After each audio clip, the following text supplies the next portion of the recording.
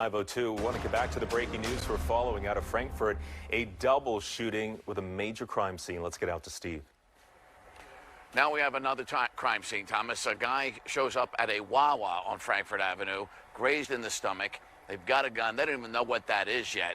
So that's also happening right now. But at this scene, this is an odd scene.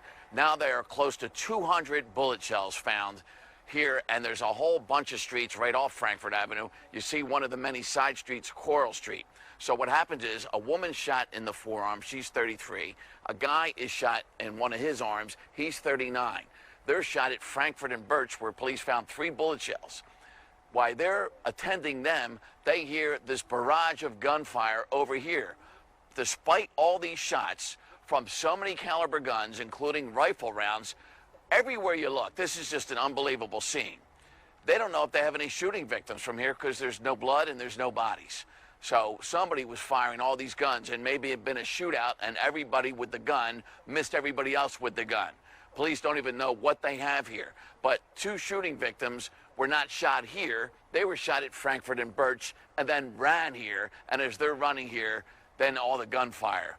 And then down Frankford Avenue a ways is where the man is shot at Wawa. And all this follows 3 men shot within 45 minutes in southwest Philadelphia on the other side of the city. So we've had a relatively calm period for nearly a month while the Phillies and Eagles have been on these runs, coinciding with that.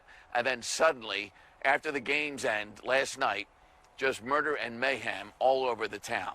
So we'll wrap all this up for you throughout the morning, but this is the latest scene, something cops are just shaking their heads at. They keep finding bullet shells every minute, and it's still dark out, but they're flashing all their lights. The crime scene unit, nowhere even near this yet because they've been so busy themselves, and they always find more than the initial preliminary findings by police on the scene. So you can see there's all trash out here. There's bonfires going all over here.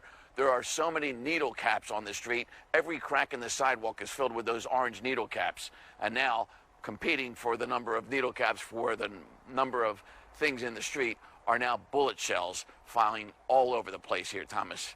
It's spectacular violence since midnight here in Philadelphia. Really is stunning to see all those circles with the casings. All right, keep us updated, Steve.